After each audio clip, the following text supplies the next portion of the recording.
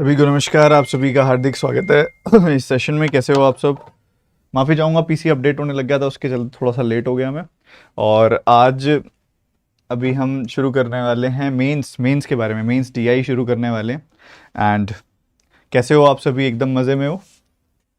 थोड़ा सा चश्मा साफ़ कर लेता हूँ यार, इतना साफ हमें दिखाई दे नहीं रहा आज। ये बहुत सही है यार, चश्मे वालों के साथ ये बहुत दिक्कत होती है।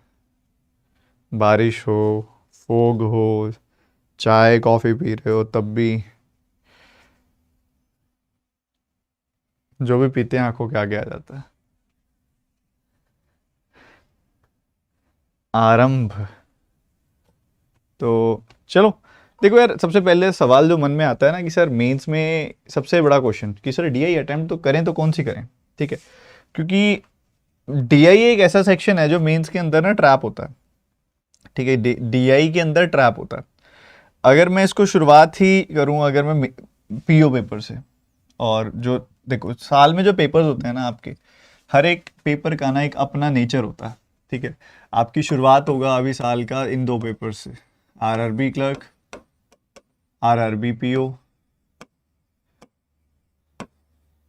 ठीक है, मैं यहाँ पे स्पेसिफिकली मेंस की ही बात कर रहा हूँ, मेंस की ही बात कर रहा हूँ। आरआरबी पीओ, आरआरबी क्लर्क और आरआरबी पीओ के मेंस। फिर उसके बाद ये वाले होंगे आपके आईबीपीएस पीओ के मेंस, आईबीपीएस क्लर्क मेंस।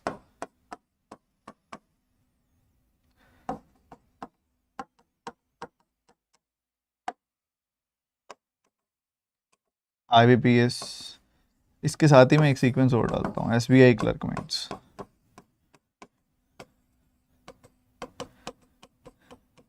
इन चारों के मेंस में ना आपको घबराने की जरूरत नहीं है।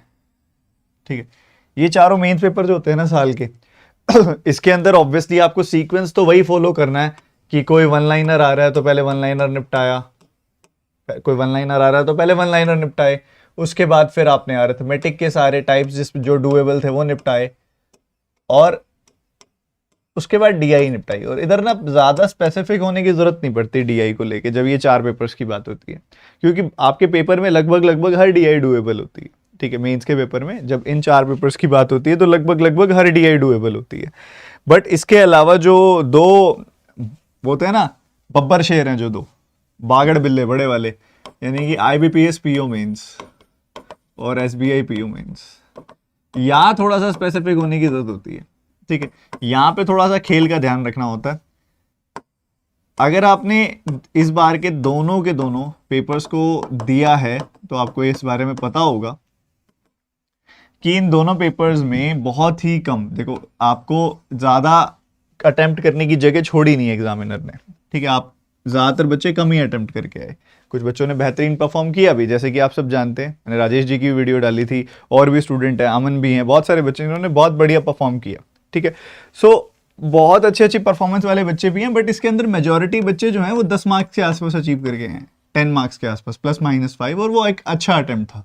ठीक है, तो वो अगर आप देखो उस स्पेसिफिक ध्यान उस सिस्टम के हिसाब से जो गलती हुई वहां पे भी यही हुई कि पहले शुरुआत में ही कोई डीआई उठा ली गई, और डीआई अगर आप शुरुआत में उठा लोगे ना तो इन पेपर्स में फंसोगे, क्योंकि शुरुआत में गड़बड़ कर देती है डीआई।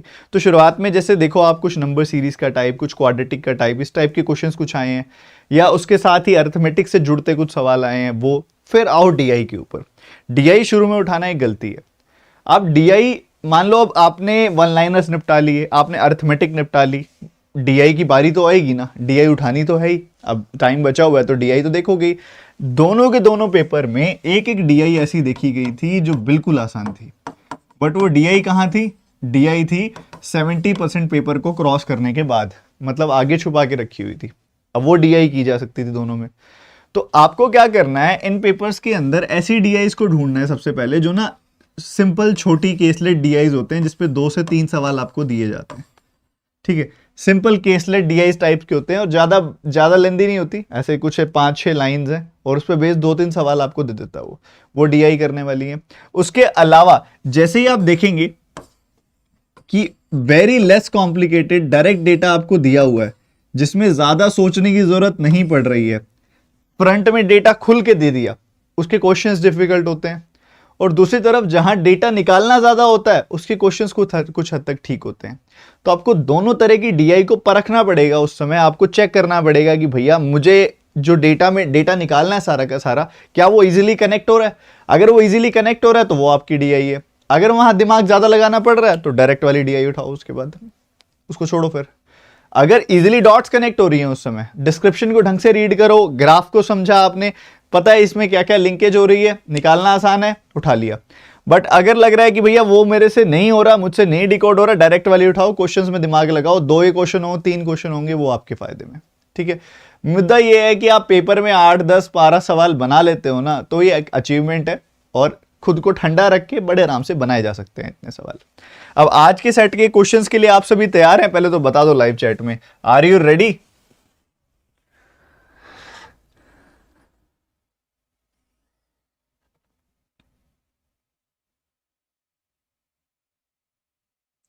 एक बार सारे बच्चे सेशन को लाइक कर दें और बता दें हाउस द जोश। ठंडा पड़ गया। मेंस का ये होता है ना, मेंस को सर इतने सारी क्लासेस हो गई, इतनी थोड़ी करानी थी, तो बहुत ज्यादा हो गई। ये तो ज्यादा हो गई क्या? तुम पढ़ ही नहीं रहे हो, फिर तुमको और चाहिए तो वो अंदाज दिखाई नहीं दे रहा मेरे को। एक बार सारे बच्चे सेशन को लाइक करो और एक बार लाइव चैट में पूरे जोश के साथ बताओ हाउस द जोश। कांप जाना चाहिए, यूट्यूब का सर्वर हिल जाना चाहिए, ऐसे इतने कमेंट करने हैं एक साथ।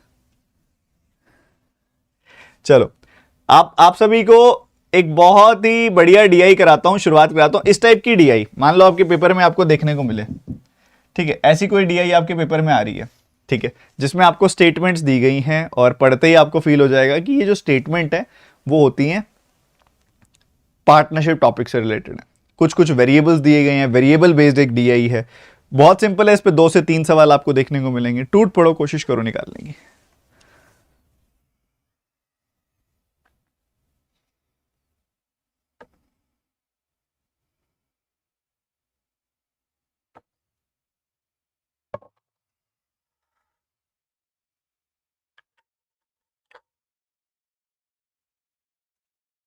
सर अनअकैडमी सब्सक्रिप्शन टेस्ट का रिजल्ट कब आएगा? वो 3-4 डेज लग जाएंगे प्रताप अभी उसके अंदर।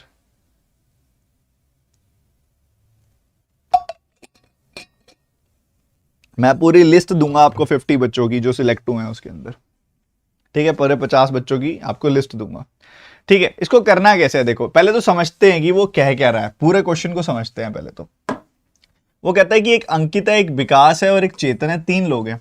इन्होंने एक बिजनेस स्टार्ट किया जिसके अंदर वो बता रहा है कि इसने 60 रुपीज इन्वेस्ट किए वेरिएबल, 8 रुपीज इन्वेस्ट किए वेरिएबल और 10,000 रुपीज इन्वेस्ट किए। ओके, ये हमें समझ आ गया। ये हमारे काम का स्टेटमेंट है क्योंकि यहाँ पे इन्वेस्टमेंट की बात की जा रही है।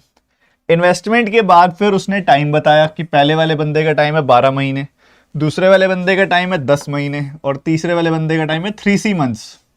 उसका टाइम नहीं बताया, ठीक है।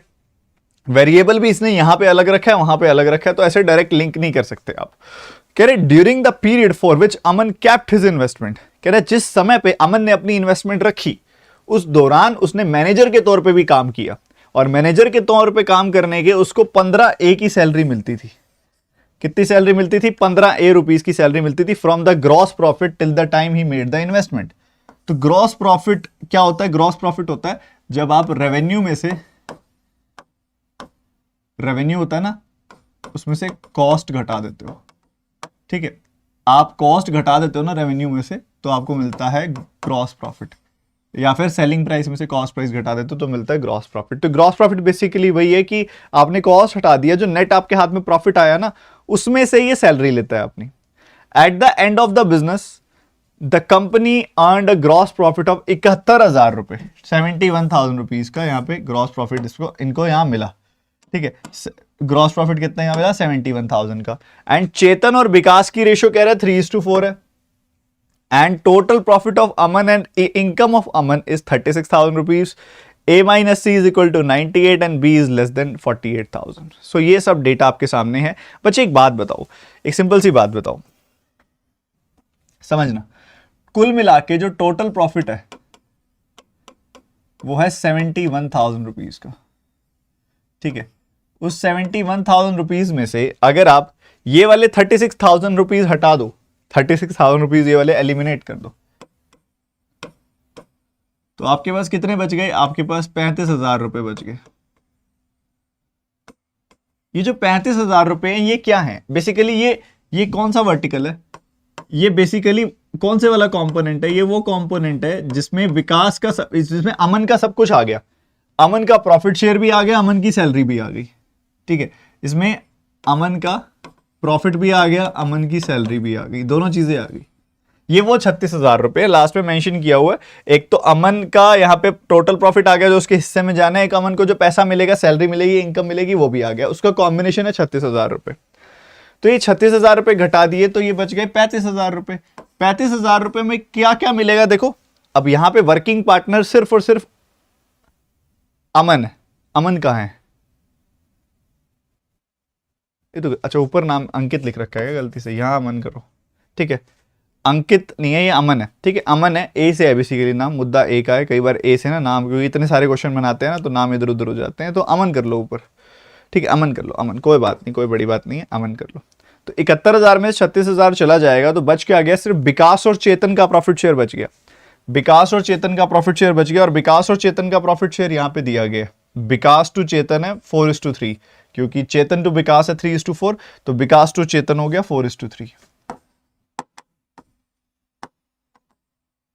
ठीक है, हो गया।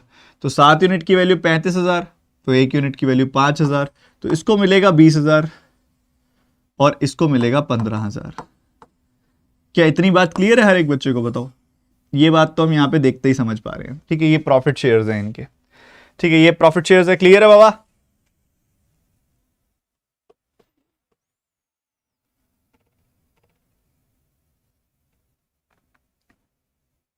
ठीक है सर, 3 ही मेंबर है बच्चे, वो गलती से लिखा हुआ है, 4 मेंबर्स नहीं है, ठीक है, 3 ही मेंबर्स है।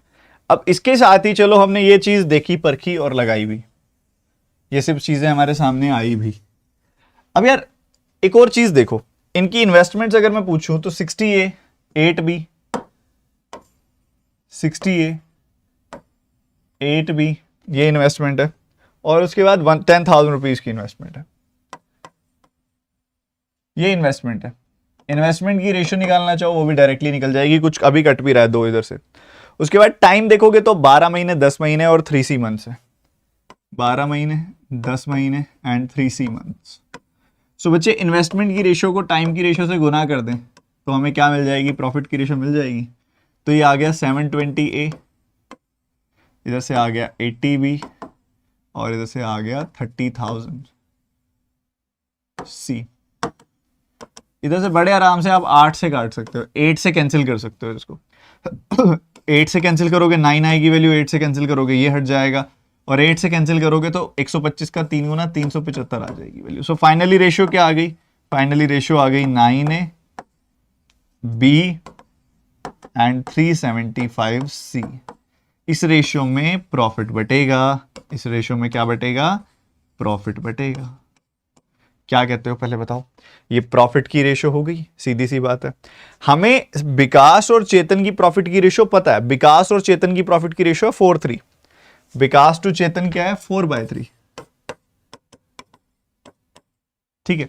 विकास का कितना है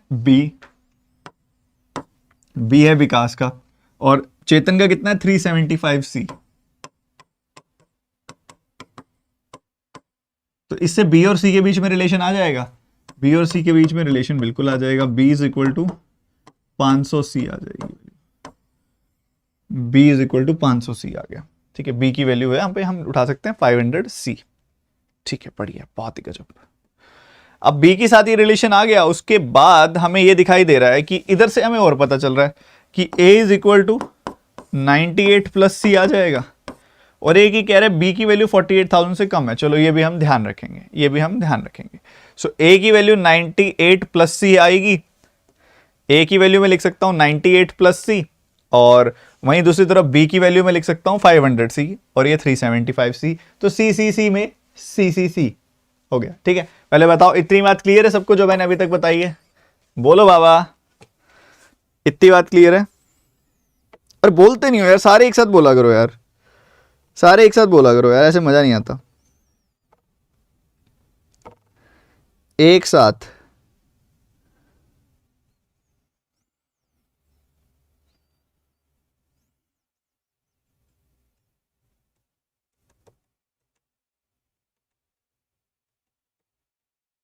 शाबाश शाबाश शाबाश, बहुत बढ़िया।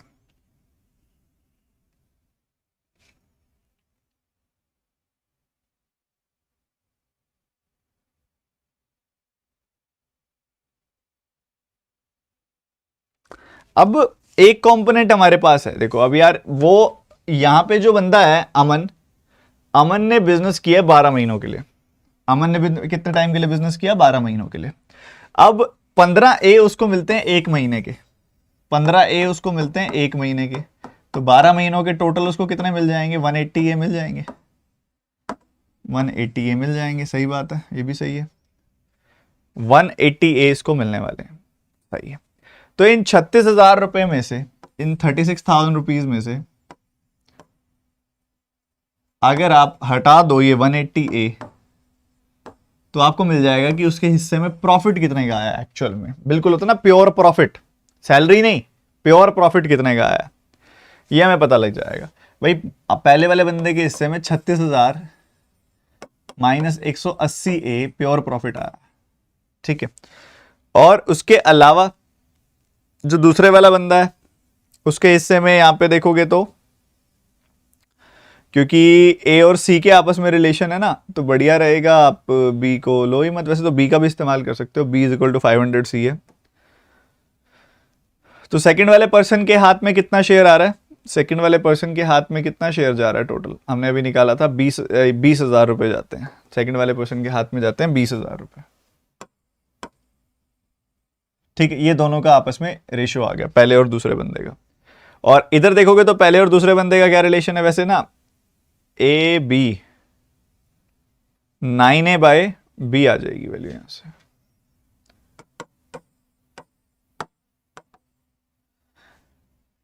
इसको अगर मैं सॉल्व करूंगा तो ए बी के बीच में रिलेशन आएगा, बट बी की टर्म तो एक बी की फॉर्मेशन सी के में फॉर्म में है ऑलरेडी। सो बढ़िया रहेगा आप सी के साथ ले लो ताकि सी की वैल्यू पुट कर सको।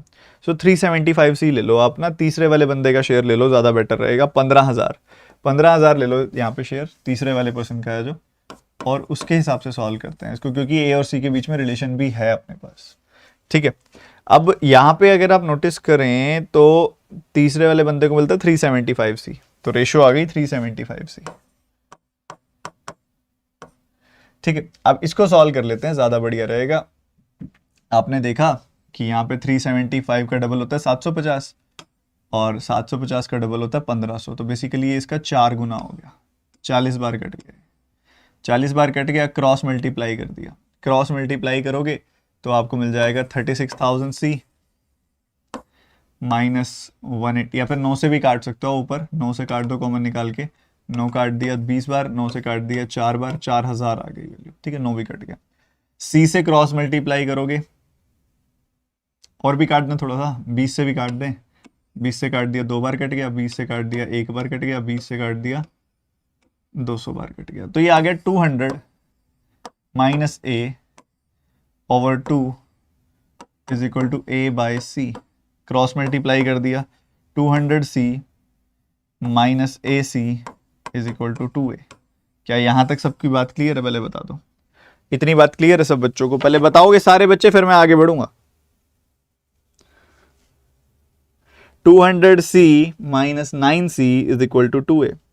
बट एक यहाँ पे है हमारे पास मस्त चीज कि ए की वैल्यू तो 98 प्लस सी है। ए की वैल्यू क्या है? 98 प्लस सी है, तो ए की वैल्यू को 98 प्लस सी पुट कर दो। सो 200C माइनस 9C, और ये वैल्यू क्या होगी? 2A की वैल्यू निकालनी है आपने, 2 इंटू 9AC आएगा ना, 9 नहीं है, AC है बेसिकली, 9 AC है, AC 9C नहीं है, AC है, ठीक है। ए की वैल्यू क्या आप लेके आ रहे हो? आप ए की वैल्यू लेके आ रहे हो 98 प्लस सी, 98 प्लस सी। इधर भी लिख दो आप ए की वैल्यू ऐसा, बस इधर से मेरे हिसाब से एक क्वाड्रेटिक बन रही है, क्वाड्रेटिक बन रही है, बस उसको निपटाना है आपने। 200C minus 98C minus C square is equal to, ये कितना आ जाएगा? 4 कम 196 प्लस 2C, ठीक है। ये सब आ रहा है। सो ये 2 भी मैं लेफ्ट हैंड साइड ले जाऊंगा, ये 2 भी मैं लेफ्ट हैंड साइड ले जाऊंगा, 100 आ गया, 200 आ गया, तो ये 100c आ गई value, minus C square is equal to 196, and ये बन गया C square minus 100c plus 196 equals to 0। So ऐसे दो नंबर जिनका प्रोडक्ट आता है तो ये आएगा 98 एंड 2 आएगी वैल्यू, 98 एंड 2 आ गई वैल्यू। सी की वैल्यू अगर 98 एंड 2 है, दो पॉसिबिलिटी है, या तो 98 होगी या 2 होगी, दोनों ही पॉजिटिव वैल्यूज आ रही हैं। तो उसी हिसाब से बी की वैल्यू क्या आ जाएगी, अभी बी की वैल्यू निकाली थी 500c है, बी की वैल्यू क्या है 500c, तो इसका 500 गुना कर दूंगा तो मुझे मिलेगा 4900, और इसका 500 गुना कर दूंगा तो मुझे मिलेगा 1000। और उसी हिसाब से ए की वैल्यूज क्या आएंगी, ए की वैल्यू क्या है, ए की वैल्यू है 98 प्लस सी, सो इसमें 98 जोड़ दूंगा 196, इसमें 98 जोड़ दूंगा 100। या तो ये तीनों वैल्यूज आएंगी या ये तीनों वैल्यूज आएंगी, बट ये 500 गुना 49,000 आएगा ये, ठीक है 49,000 आएगा। अच्छा बी की वैल्यू के लिए कुछ लिखा था इन्होंने, आई थिंक 48,000 से कम है, बी की वैल्यू क्या आ रही है 48,000 से कम लेनी है, बी की वैल्यू 48,000 से कम लेनी है, तो ये नहीं हो सकती, ये भी नहीं हो सकती वैल्यू, मतलब ये भी नहीं हो सकती, मतलब ए बी सी की ये वैल्यूज आएंगी जो यहाँ लिखी हुई है। क्लियर है, क्लियर है बाबा, बोलो यार।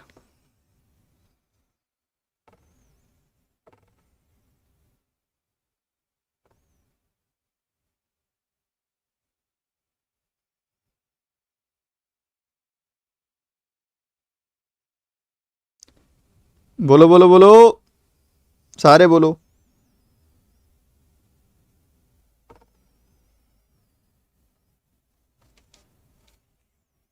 क्लियर है। सो सी की वैल्यू 2, बी की वैल्यू 1000 एंड ए की वैल्यू 1000 आ रही है, 100 आ रही है। अब कई बच्चे कहते हैं सर ए और बी की वैल्यू लेने से नहीं होगा।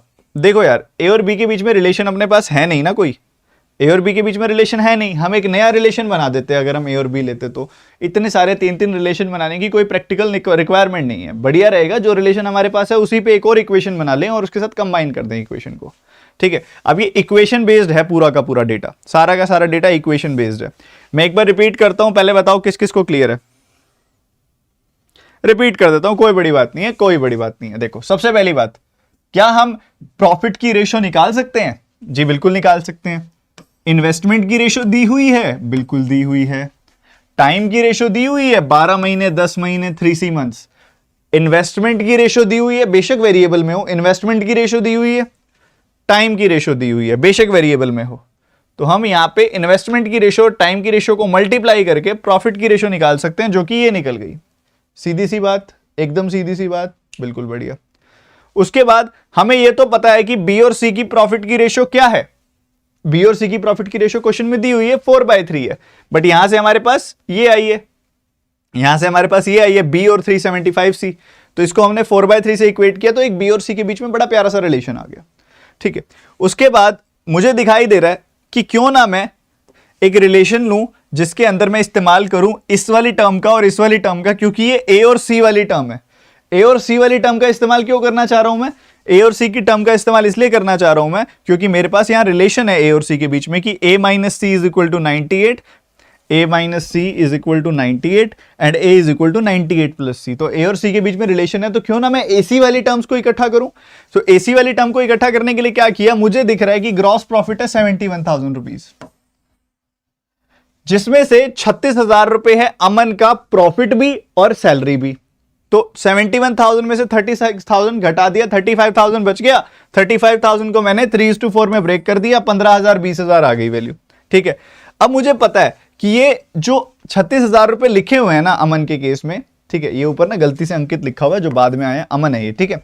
तो अमन की जो 36,000 रुपीज है ना, ये इसकी प्रॉफिट शेयर भी है और बीइंग अ वर्किंग पार्टनर इसकी सैलरी भी इसी के अंदर है, ठीक है। सैलरी हटा देंगे तो सिर्फ प्रॉफिट शेयर मिल जाएगा हमको। सैलरी कितनी मिलती है, 1 महीने की 15A मिलती है और 12 महीने तक काम किया उसने, तो 15 गुना 12 यानी कि 180A मिल गई उसको सैलरी। 36,000 में से मैं 180A घटा दूंगा तो मेरे पास क्या आ जाएगी, प्योर प्रॉफिट शेयर आ जाएगा। सो प्योर प्रॉफिट शेयर निकाल लिया हमने। अभी जो प्योर प्रॉफिट शेयर निकला है ना बच्चे, 36,180 है। इसको मैंने ले लिया प्योर प्रॉफिट शेयर किसका, सी का, जो कि 15,000 आया था। तो इन दोनों की रेशो आपको 9 और 375 सी दी हुई है, क्रॉस मल्टीप्लाई करके एक इक्वेशन बन गई। और इधर से हमें पता है कि ए की वैल्यू जो है वो 98 प्लस सी है, पुट कर दिया, एक क्वाड्रेटिक इक्वेशन आ गई जिसमें 98 एंड 2 वैल्यू आई।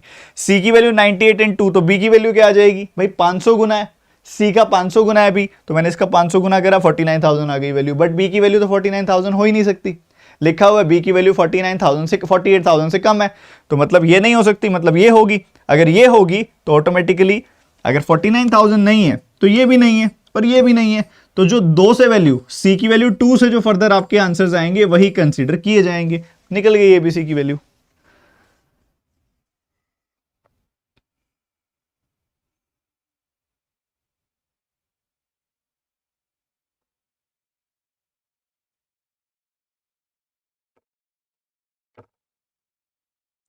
बोलो बाबा। अरे ये एक बालक किसी ने भेजा है ना, किसने भेजा है ये बालक?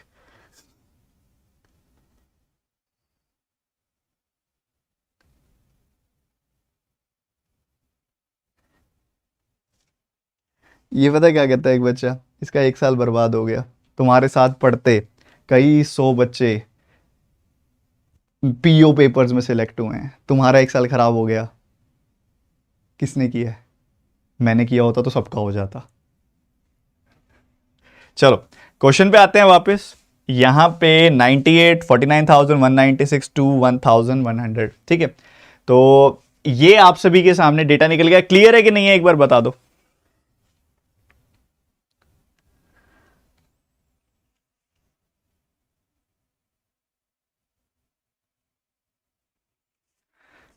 क्लियर है बाबा? तो अभी ये सब वैल्यू निकलने के बाद पहला सवाल क्या है ये तो देखें। पहला सवाल क्या है इस डेटा पे बेस्ड?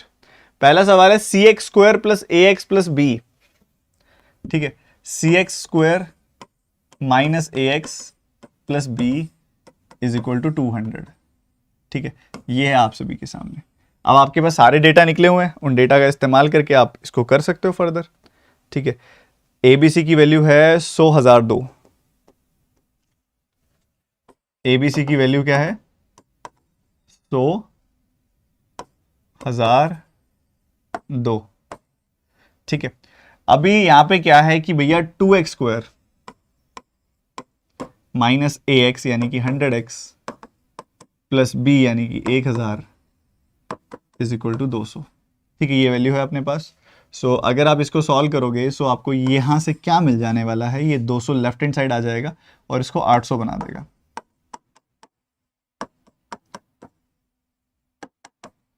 और 2 कॉमन निकाल के काट दोगे तो x square minus 50x plus 400 ये आपको मिल जाने वाला है। और 40 और 10 रूट्स आ जाएंगे इसके, ठीक है। 40 और 10 रूट्स आ जाएंगे, ठीक है। आपसे क्या पूछ रहा है ये, रूट्स कौन से हैं, मतलब इनमें से कौन सी वैल्यू है जो 40 और 10 रिप्रेजेंट कर रही है आपको, देख लेते हैं। 20c, 20 इंटू 2 क्या होता है 40 होता है। 5c तो 5 इंटू 2 होता है 10, तो ये वैल्यू जो है ये एक तरीके से रिप्रेजेंट कर रही है 40 एंड 10। ये जो बच्चे 80 और 20 निकाल रहे हैं, 2 से डिवाइड करने के लिए कोई स्पेशल पर्सन बुलाएं? सर कुछ टीचर्स ना गलत इन्फ्लुएंस कर रहे हैं बच्चों को आपके अगेंस्ट। गीतम ये आज से नहीं हो रहा, आज से नहीं हो रहा ये। जब आप क्या करते हो ना आप हमेशा देखोगे कि जो इंसान नीचे होता है ना वही ऊपर वाले की तारीफ करता है, सॉरी बुराई करता है। तारीफ नहीं करते, बुराई ही करते हैं। मेरे मुंह से सुना कभी किसी के बारे में बुरा? जरूरत ही नहीं पड़ी भाई। तो ये है मुद्दा, आगे बढ़ते हैं। ये तो बहुत आप कर लेना, ये वाले क्वेश्चंस तो बहुत सिंपल रह गए, हमने डेटा सारा निकाल लिया इसका। आप करेंगे इनके सवाल। हम अगली डीआई पे आते हैं। अगली डीआई बहुत ही खूबसूरत, अगेन एक प्रोबेबिलिटी बेस्ड डीआई है, जरा निपटाते हैं।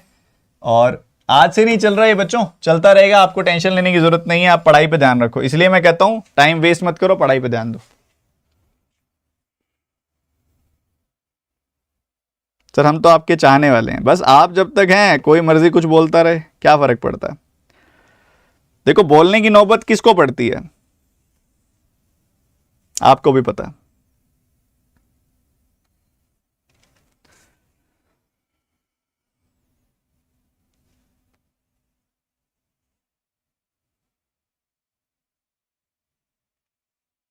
The probability of selecting a pen at random from bag A is 1/5. The difference between the total number of items in bag B and A is 10. Total number of items 60. और ये सब चीजें आपको दी जा रही हैं. ये more of like probability से शुरू किया, बट ये probability का सवाल है नहीं.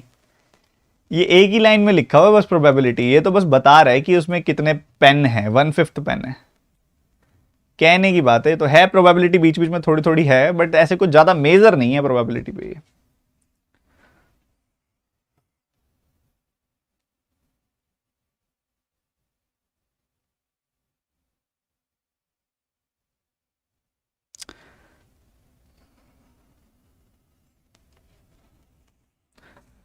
हाँ चलो जी, मैं समझाता हूं. प्रोबेबिलिटी क्या होता है? सिलेक्ट करने की chances. Probability of selecting a pen at random from bag A is 1/5. ठीक है. तो कहते हैं कि एक पेन निकालना है ना, अगर आपने एक पेन निकालना है ना अगर बैग ए से, तो उसकी प्रोबेबिलिटी 1/5 है. इसका बेसिकली मतलब पता है क्या होता है? मतलब ये होता है कि जो पेन है ना, उसमें जो टोटल आइटम्स हैं उसका 1/5 है. इसका सिंपली मतलब ये होता है भाई, अगर उस बैग में से एक पेन निकालने की प्रोबेबिलिटी 1/5 है ना, मतलब जो पेन है ना वो टोटल आइटम्स का 1/5 है. क्योंकि अगर आप मान लो एज्यूम करोगे कि उसके अंदर पेन एक्स है और टोटल आइटम्स जो है वो वाई, तो टोटल आइटम्स में से एक चीज निकालने की प्रोबेबिलिटी वाई, चांसेस जो हैं, केसेस जो हैं, वेज जो हैं वो y/c1 है. पेन निकालने की प्रोबेबिलिटी x/c1 है. सो x/y इज इक्वल टू 1/5. ठीक है. तो देखो आएगा ना ये सेम चीज आएगी. तो मैंने डायरेक्टली लिख दिया कि पेन जो है ना टोटल आइटम्स का 1/5 है. वो ये कह रहे हैं पहले वाले बैग के अंदर. इसका मतलब ये है. Okay boss, the difference between the total number of items in bag B and bag A is 10. Difference between the total number of items. ठीक है. बैग ए बी के बीच में 10 है. And there is a total items of like 60 items है bag C के अंदर. Difference between the pencil and papers in bag A is 10. Okay boss. And probability of selecting an item at random from bag C, which is either pen or paper, is 3/4. Bag C में से बात हो रही है. 3/4. Total item 60 है. ये तो direct आ गया. पेन, पेपर और पेंसिल, तीन चीजें बोल रहा है ये. बेसिकली ये तीन चीजें हैं. पेन्स BC के अंदर 3/5 है. Equal number of pencil there in bag C as compare to that of bag A. Number of paper bag B and C is equal. Total 35 pencil then all 3 bags together. Total 15 pens, papers, pencils, यही सब चीजें हैं. ठीक है. चलो शुरू करते हैं अंताक्षरी. सुनो ध्यान से. तीन चीजें हैं. किसी ने निकाला अभी तक? ये पेन है, पेंसिल है और पेपर है. पेन, पेंसिल एंड पेपर है. इसको ऐसे करता हूं, नेक्स्ट पेज पे बना देता हूं. यहां पे ना जगह भी है, यहां बना देता हूं. पेन, पेंसिल एंड पेपर है.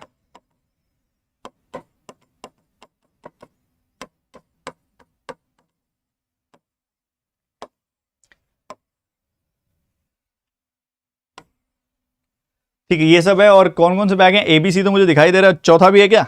ABC I think. तीनों ही बैग्स हैं बस. ए,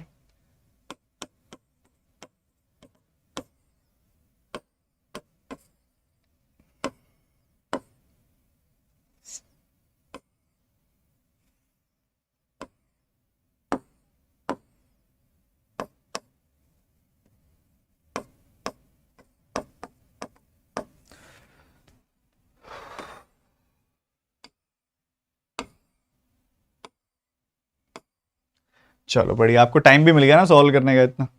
ठीक है. पहले जो डिफरेंस वगैरह और ये सब चीजें लिखी हुई है ना उसको छोड़ो. सिर्फ हम ये देखते हैं कि भैया अपने काम का सामान कौन सा है. जैसे कि उसने बोला कि 60 आइटम्स हैं टोटल बैग सी के अंदर. 60 आइटम्स है बैग सी के अंदर. और उसके बाद उसने एक चीज बोली कि प्रोबेबिलिटी के बारे में बात की कि अगर बैग सी में से आप रैंडमली इधर पेन और पेपर निकालोगे ना, या तो पेन निकाल रहे हो या पेपर निकाल रहे हो, उसकी प्रोबेबिलिटी 3/4 है. मतलब पेंसिल निकालने की प्रोबेबिलिटी 1 - 3/4 यानी कि 1/4 होगी. तो 1/4 यानी कि 60 का 1/4 यानी कि 15 तो हैं पेंसिल्स और बाकी 45 जो है पेन और पेपर है. 45 जो है वो पेन और पेपर है. पेन पेपर कितने हैं? 45 हैं. तभी उनकी प्रोबेबिलिटी 45/60 यानी कि 3/4 है. ठीक है. सेटल है. 35 पेंसिल्स हैं टोटल 35 पेंसिल्स हैं. मतलब इन दोनों की मिला के 20 पेंसिल है. And equal number of pencils are there in bag C. Bag C में जो पेंसिल्स हैं as compare to bag A. Bag A में भी पेंसिल्स 15 ही है। ठीक है, तो 35 में से 15 15 गया, 30 गया तो ये 20 ये 35 में से 15 15 गया, यानी कि 30 गया तो ये 5 आ गया। ठीक है, क्या इतनी बात क्लियर है? हर एक बच्चे को बोल दो एक बार।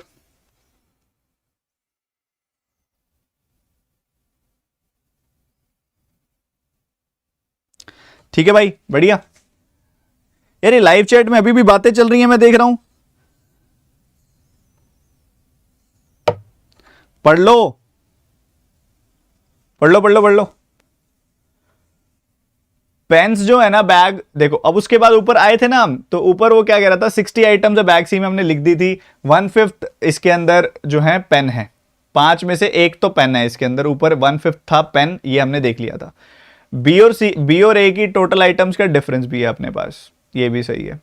सी का हमने इस्तेमाल कर लिया, difference between pencils and papers of bag A.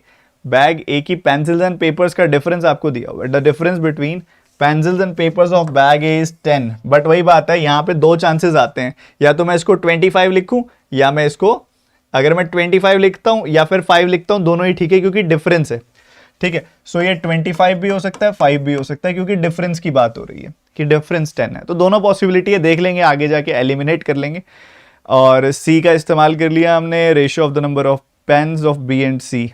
B and C के पेन्स, बी एंड सी के जो पेन्स हैं, इनकी रेशियो है 3:5। ठीक है, एक बार लिख लेते हैं, बाद में काम आ जाएगी। ठीक है, और उसके बाद ये हो गया, papers in B and C are equal, papers in B and C are equal, so these two values are equal. 15 more pens in bag C as compared to bag A. As compared to bag A, 15 ज्यादा pen है bag C के अंदर। Okay, तो 15 से तो ज्यादा बड़ी value ही होगी ये, और 15 से बड़ी वैल्यू या तो 20 होगी या 25 होगी या फिर 30 होगी, 35 45 का सम लेके जाना है। ठीक है, आगे बढ़ते हैं। No two bags have equal number of items, no two bags have equal number of items. ठीक है, इतना ही सामान है भैया, इतना ही सामान है। अब इसके ऊपर बेस्ड हमको क्वेश्चन को निकालना पड़ेगा, सिर्फ इतना ही क्वेश्चन है जो आपके सामने दिया हुआ है। कितने बच्चों को ये सारा का सारा डेटा क्लियर है, और किसी बच्चे का हुआ है क्या ये?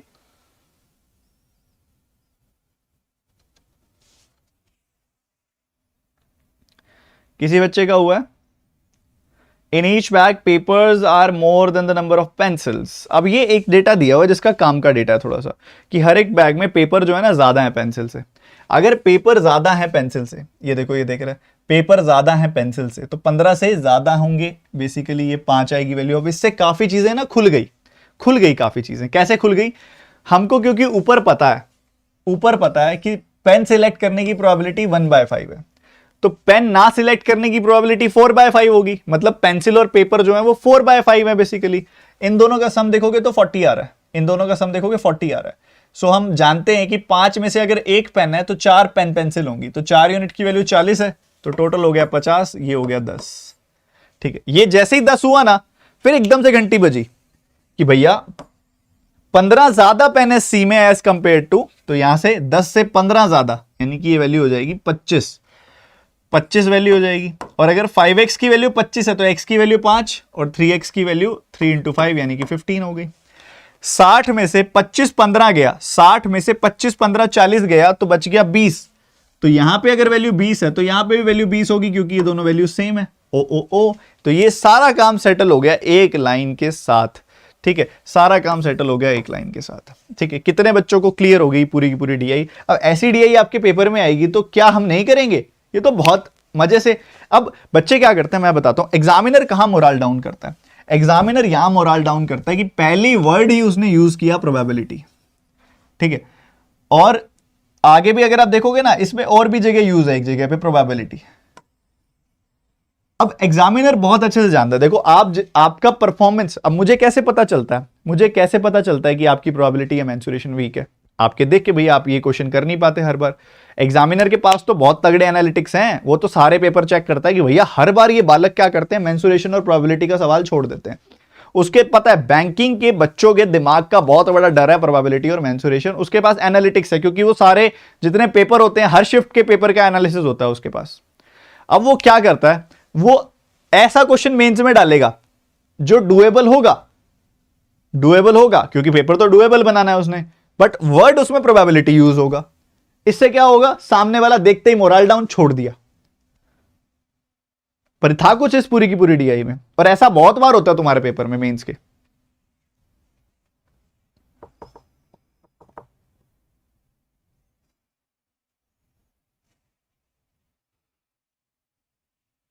सर 50 और 10 वाला समझ नहीं आया, कोई बात नहीं, मैं बता देता हूं।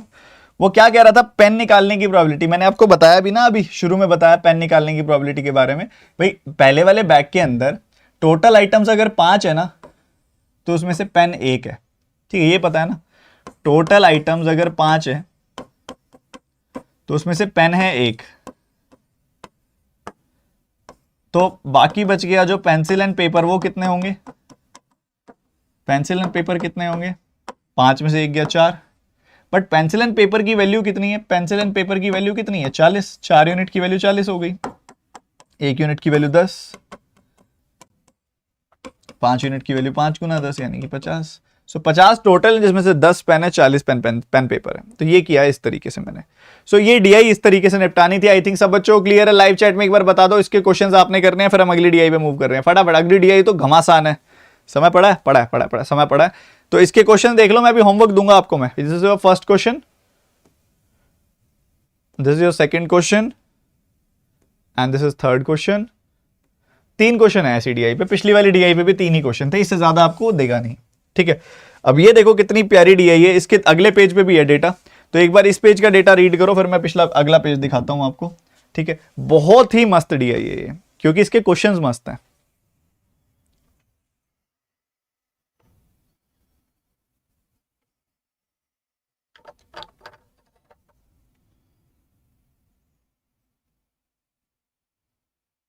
कविता, वो तो वही बात है ना, प्रैक्टिस वाली बात है। डीआई तो होगी, वो बनाई गई है तो होगी। कई बार नहीं हो पाती, मतलब हम थोड़ा सा उसमें कोई चीज गलत कर देते हैं।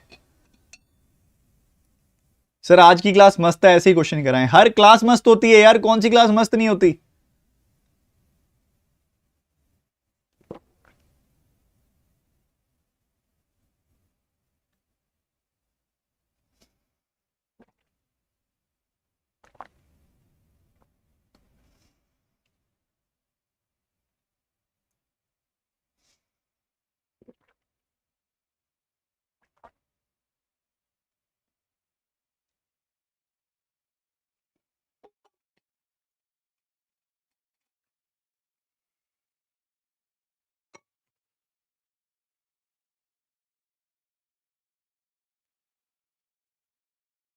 देखो बाबा, यहां पे क्या दिया हुआ है, परसेंटेज डिस्ट्रीब्यूशन दिया हुआ है। कहता है कि ना एक बच्चा है तुम्हारे जैसा, एक प्यारा सा बच्चा है, बिल्कुल सयाना सा बच्चा है तुम्हारे जैसा, एक बच्चा है, वो ऑनलाइन स्टडी कर रहा है, ठीक है, ऑनलाइन स्टडी कर रहा है, वो पढ़ाई कर रहा है ऑनलाइन।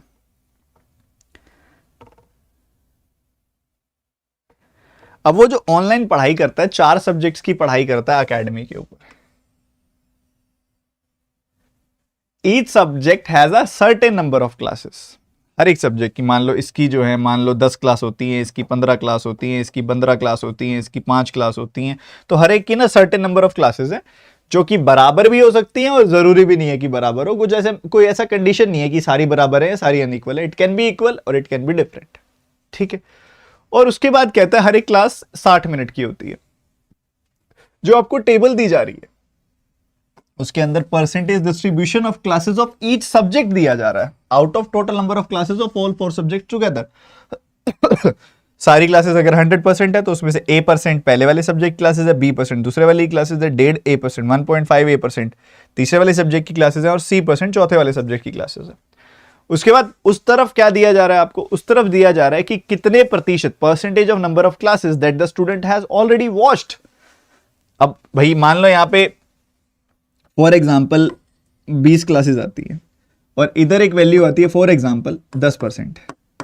तो मतलब ये हुआ कि 20 क्लासेस में से 10% यानी कि 2 क्लासेस वो देख चुका है और 18 देखनी बाकी है अभी उसकी, ठीक है। इसका मतलब ये है। तो ये डेटा दिया हुआ है और इधर से तो कुछ भी नहीं निकल रहा, सिर्फ ये पता चल रहा है भाई क्वांट इंग्लिश की क्लासेस की रेशियो जो है वो 2:3 है, बस ये पता लग रहा है, ठीक है, और कुछ नहीं पता लग रहा अभी इसके अंदर, और कुछ आइडिया नहीं है अपने को अगले पेज पे जाना ही पड़ेगा। ठीक है, जाना ही पड़ेगा। तो चलो अगले पेज पे चलते हैं। इस पेज पे देखो, ये टेबल तो अगले पेज पे भी है दोबारा से, ठीक है, बट इसमें कुछ है ऐसा, कुछ अलग। 60 मिनट की क्लास है, बस ये बात इसमें लिखी हुई है, वो हम आगे लिख लेंगे। ठीक है, एक क्लास की जो ड्यूरेशन है वो 60 मिनट है। ठीक है, अब और देखते हैं। अब यहां पे क्या देता है आपको, सुनो, आपने साथ साथ सॉल्व करना है। कहते हैं total number of classes of all 4 subjects is 150। ठीक है, daily watched time of student for quant reasoning English GA is 90 minutes, 120 minutes, 60 minutes and 30 minutes respectively. ठीक है, रोज इतनी इतनी क्लास वो देखता है। And total number of reasoning class is double the total number of quant classes and total number of English classes is triple the number of GA classes. बहुत ही सही है। 2 रेशो दी गई थी, बाकी रेशोज इसने दे दी हैं। अब और क्या चाहिए अपने को, यही तो चाहिए। देखो, क्वांट और इंग्लिश की रेशो अपने पास थी ऑलरेडी।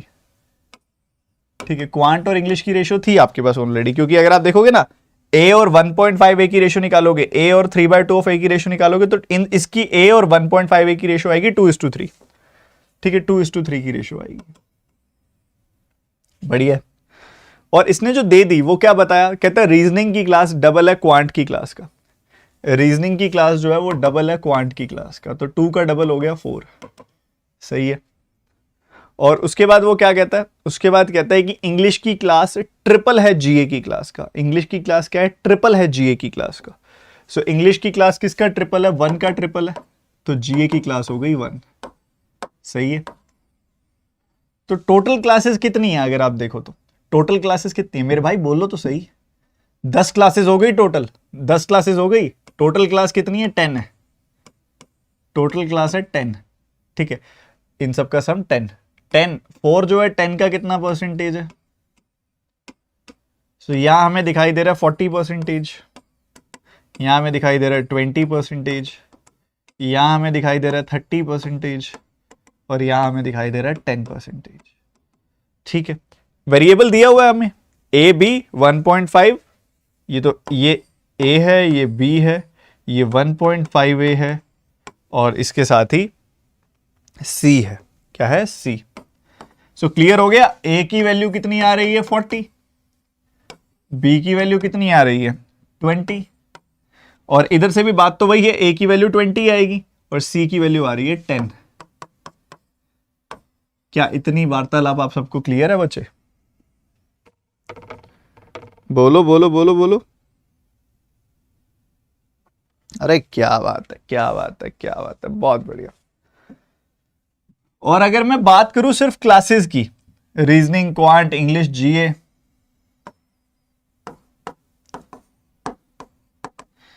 तो टोटल क्लासेस कितनी है, वॉच्ड कितनी है, लेफ्ट कितनी है, अभी बची कितनी हुई है, ये डेटा भी देख लेते हैं बाबा। घबराने का नहीं है, अभी बहुत कुछ बाकी पड़ा अभी सीखने वाला।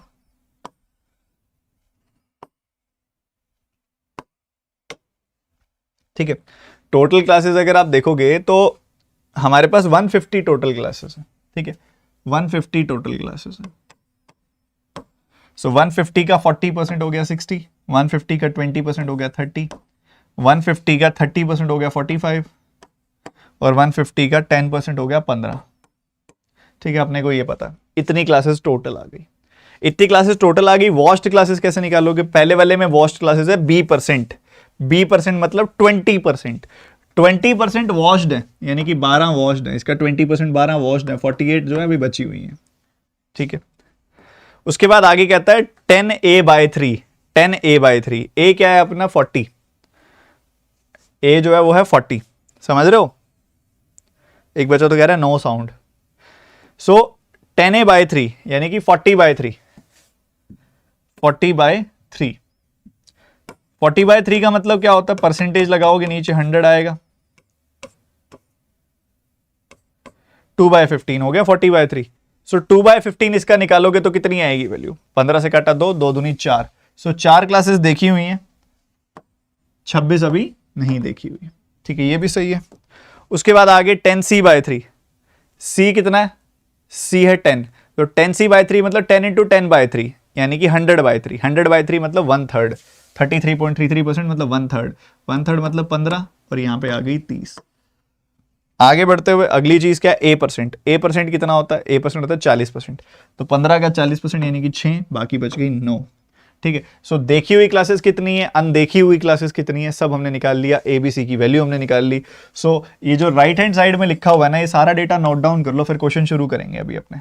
ठीक है, जल्दी नोट डाउन कर लो सारा डेटा। बोलो बोलो बोलो बाबा। A20 होगा, क्या बात कर रहे हो?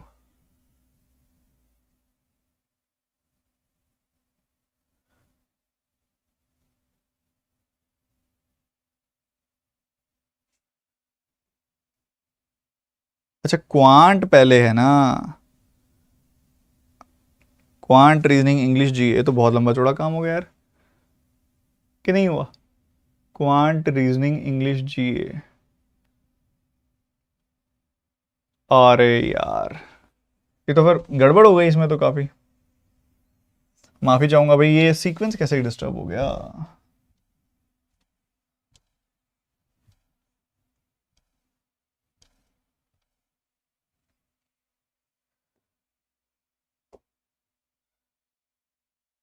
अच्छा ठीक है, यहां तो हमने सही लिखा है, उसके बाद गड़बड़ हो गई एक्चुअल में। ठीक है। सो ए किसके केस में है? ए रीजनिंग है, ए क्वांट है, बी रीजनिंग है। ए क्वांट है, बी रीजनिंग है, और ये है बेसिकली 1.5 है इंग्लिश। इंग्लिश है 1.5 है, और ये है सी। सो 40% आएगा ये, 20% आएगा ये, 30% आएगा ये, और 10% आएगा ये। ठीक है, ऐसे चलेगा। ठीक है, रीजनिंग में अगर आप देखोगे तो रीजनिंग में 10A/3 है वैल्यू। रीजनिंग में 10A/3 है, मतलब 10 × 20/3। ठीक है, ये 10 × 20/3, परसेंटेज है तो नीचे 100 और लगा दो, परसेंटेज है तो नीचे 100 और लगा दीजिए। सो ये 2/3 आएगी इधर वैल्यू, 2/3 रीजनिंग वाले केस में 2/3, मतलब 40 देख ली हैं, 20 बाकी, ये सिनेरियो है।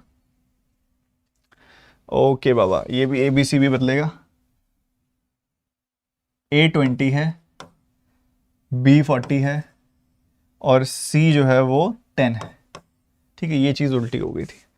अगर क्वांट में देखोगे तो क्वांट के अंदर B% है, क्वांट के अंदर B% है, मतलब 40% है, 40% मतलब 12, और बाकी बच गया 18।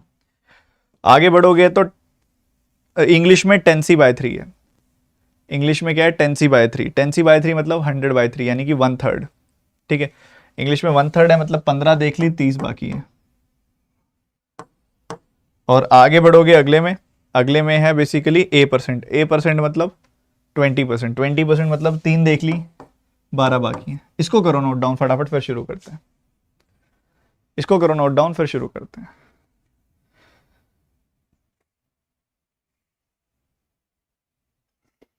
सर 1.5%, 30% कैसे हुआ? 20 का 1.5 गुना 30 नहीं होता, ए का 1.5 टाइम्स होता है। 1.5 है, ये ए है, ये 1.5 है, अगर ये 20 है तो 30 हो गया, बट जरूरत नहीं पड़ी ना इसका, देखो सीधा ये 30% ही एज इट इज, ये 20% ही एज इट इज।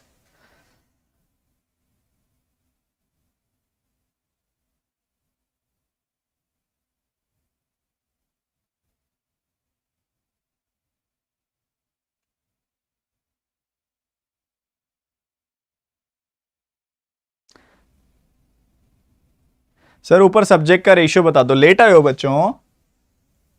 देखो ये हमें दिया हुआ है कि ये दोनों ए और 1.5 हैं, तो इनकी रेशियो 2:3 थी, इसका डबल ये है। ठीक है, ये 3 टाइम्स है जीए का, तो ये किसका 3 टाइम्स है, 1 का, तो ये 1 आ गई, 4:3 1 रेशियो आ गई। ठीक है, तो इसको नोट डाउन करो फटाफट से, फिर शुरू करते हैं।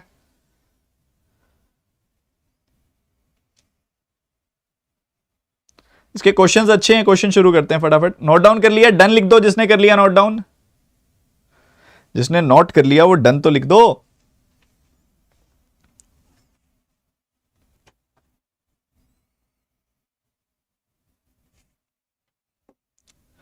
पहला question, how many days are spend by student watching classes of quant? इसमें आप देख रहे हो डेली का वॉच टाइम भी लिखा हुआ था, वो भी नोट डाउन कर लो, काम की चीज है। Daily watch time of quant is 90 minutes, ये 120 मिनट्स है, ये 60 मिनट्स है और ये 30 मिनट्स है। ये नोट डाउन कर लो भाई जिसने नहीं किया, कि डेली वॉच टाइम कितना है। क्वांट 90 मिनट देखी जाती है, रीजनिंग 120 मिनट देखी जाती है, और इंग्लिश यहां पे 60 मिनट, और इसके साथ ही जीए 30 मिनट देखी जाती है। नोट कर लिया? 90, 120, 60, 30। Quant, reasoning, English, G A 90, 120, 60, 30। चलो, कह रहा है how many days are spend by student watching classes of quant, बताओ।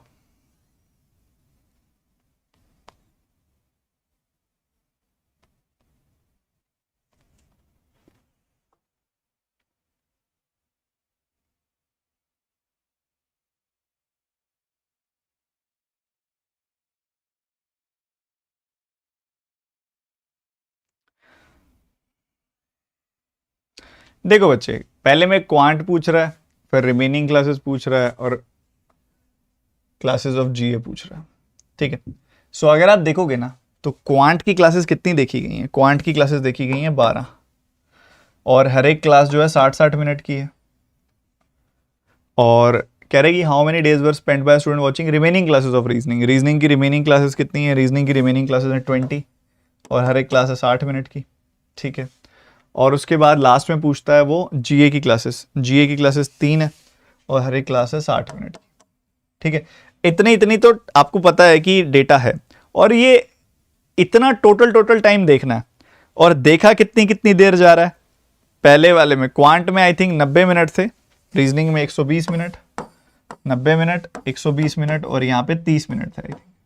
ठीक है, यही थे, देखना, बता देना। तो 30 से काटोगे 2 बार कटेगा, 30 से काटोगे 3 बार, 3 से काटोगे 4 बार, तो ये पहले वाले में आ गया 8 घंटे। ठीक है, इधर आ गया 10 घंटे, और इधर आ गया 6 घंटे। सो इनका रिलेशन बताना है, क्वांटिटी 1 2 3 सीक्वेंस में लिखी हुई है, तो ये आ गया रिलेशन इनका। सी ऑप्शन है इसका आंसर। कितने बच्चों ने निकाल लिया था? बहुत इजी था। आगे क्वेश्चन इसके जो मैं कह रहा हूं ना, वो आगे हैं, जो मैं कह रहा हूं बढ़िया वाले क्वेश्चन हैं वो आगे हैं। अभी रुको, इसके 2-3 क्वेश्चन मेरे को अच्छे लगे थे, इसमें काफी क्वेश्चन हैं। ठीक है, जीए 30 मिनट से हमने उधर कर दिया डिवाइड।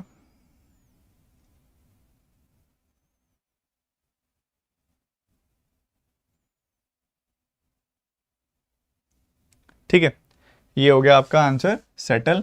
अब कई बच्चे कहते हैं कि सर इन्होंने तो नंबर ऑफ डेज पूछा है, नंबर ऑफ डेज पूछा है, तो एक बात बताओ, उसका रिलेशन क्या अलग आएगा? उसका रिलेशन अलग आएगा क्या? एक दिन में 90 मिनट देखता है वो। देखो यार, आप समझ नहीं रहे, आप सोच रहे हो मैं इसको डिवाइड करूं पूरे दिन के मिनटों से, नहीं। आप ये देखो ना बच्चे, इतने टोटल मिनट देखने हैं, 720 मिनट देखने हैं इसने, 720 मिनट देखने हैं टोटल। 720 मिनट की क्लासेस हैं, जो 720 मिनट की क्लासेस देखी। डेली वो देखता 90 मिनट ही है ना, बस डेली वो 90 मिनट ही देखता है, आलसी है, डेली बस 90 मिनट ही देख पाता है वो। तो 8 दिन लग जाएंगे ना इसको देखने में भाई। रोज 90 मिनट देखेगा तो 8 दिन में 720 मिनट देख पाएगा।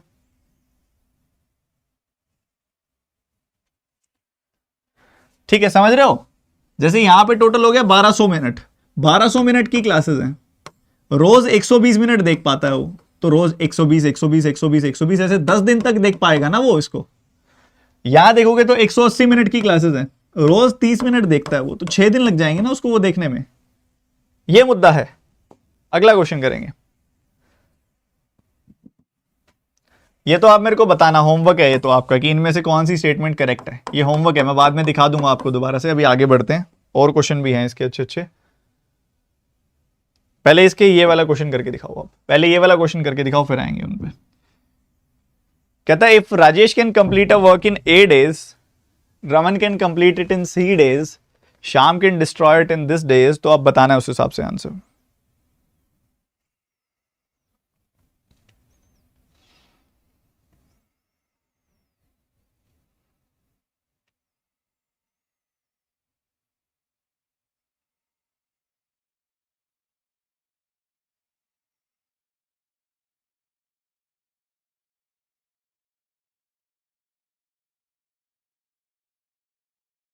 If Rajesh can complete a work in A days, Raman can complete the same work in C days, and Sham can destroy in B days. On one day, all three people start working together. Rajesh works with 100% more than his efficiency. Raman works with 25% of his efficiency. Sham worked with 300% of his efficiency. In how many days the work will complete? अब ये देखो भैया, ABC की value अपने पास है. राजेश के case में, राजेश के केस में क्या हो रहा है, वो A डेज ले रहा है. A का मतलब है 20 दिन ले रहा है. रमन जो है वो ले रहा है यहाँ पे C डेज. C का मतलब हो गया 10. ये भी काम कर रहा है, ये भी काम कर रहा है. जबकि तीसरा बंदा जो है श्याम, वो काम डिस्ट्रॉय कर रहा है, काम डिस्ट्रॉय कर रहा है. और वो कितने समय में कर रहा है? B डेज में, यानी कि 40 दिनों में. सो इन तीनों वैल्यूज का एलसीएम कितना आ जाएगा? 40. 40/20 आ गया 2. ये 4 आ गई वैल्यू, इधर 1 आ गई वैल्यू. अब उसके बाद अगर आप देखोगे कि अब क्या हो रहा है, राजेश 100% मोर एफिशिएंसी से काम कर रहा है. 100% मोर एफिशिएंसी. 100% मोर एफिशिएंसी मतलब 2 ज्यादा, यानी कि 4 से काम कर रहा है. Raman works with 25% efficiency. 25% मतलब 1/4 एफिशिएंसी से काम कर रहा है, यानी कि ये 1 यूनिट काम कर रहा है. और वहीं तीसरी तरफ आगे देखोगे तो श्याम वर्क कर रहा है 300%, मतलब 3 गुना एफिशिएंसी से.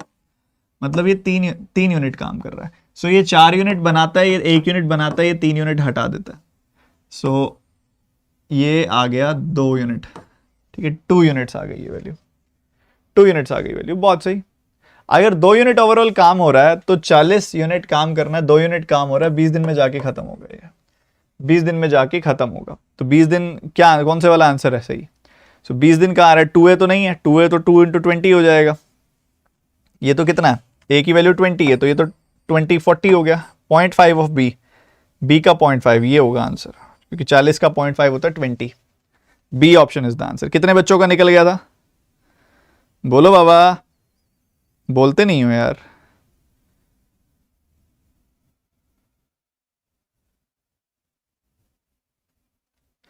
तो A डेज भी तो आ रहा है वैसे आंसर, ये भी ठीक है. 0.5 भी ठीक है, A भी ठीक है, दोनों ही ठीक है. इसमें होना चाहिए ऑप्शन, बहुत more than one option correct वाला हो गया ये तो. B और E दोनों ही ठीक है. अब ये क्वेश्चन है, find the HCF of the larger roots of these 3 equations. 3 equations है, इनके HCF को निकालो, इनके लार्जर रूट्स का एक HCF, और बताओ इनमें से कौन सा ऑप्शन सही है.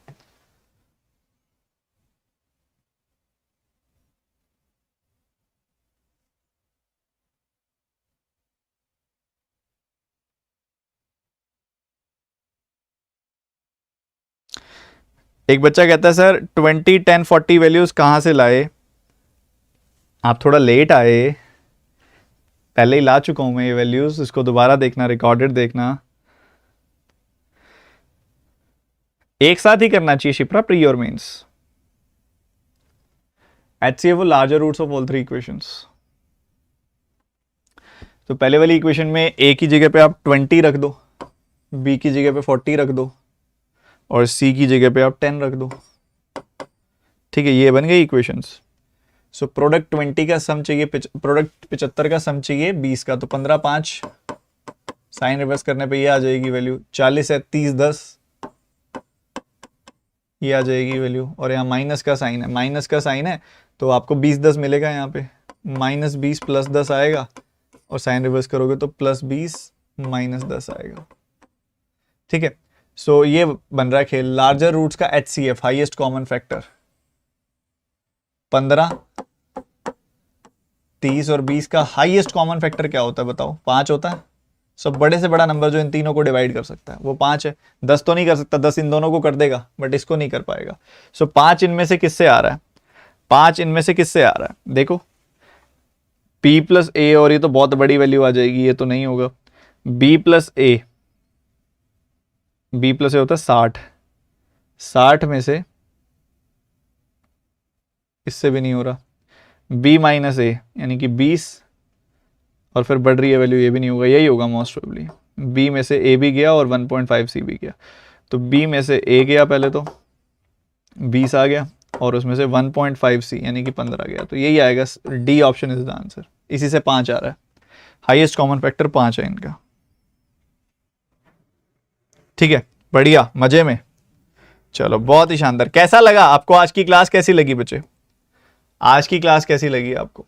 ठीक है, 2 क्वेश्चन होमवर्क दे रहा हूं आपको मैं इसी डेटा पे बेस्ड।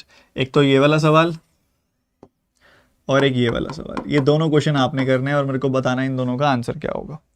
ठीक है, ये दोनों क्वेश्चन, दिस एंड दिस। मजा आ गया?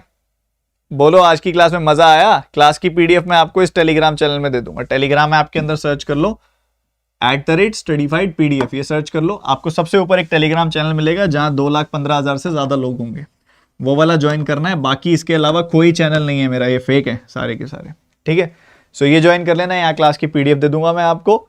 ठीक है, और बस बढ़िया रहा आज का सेशन, मजा आया। एक अनअकैडमी पे ना 31 मार्च तक के लिए ना अनअकैडमी पर एक ऑफर स्टार्ट हुआ है, सिर्फ 31 मार्च तक के लिए, closing of this financial year तक के लिए, कि जो भी TT25 कोड का इस्तेमाल करेगा ना उसको 25% डिस्काउंट मिलेगा। 25% डिस्काउंट मिलेगा उसको। ठीक है, जो TT25 कोड का इस्तेमाल करेगा उसको 25% डिस्काउंट मिलेगा अनअकैडमी पर फीस में। ठीक है, तो जो बच्चा आना चाहे आ सकता है, अनअकैडमी की सब्सक्रिप्शन ले सकता है।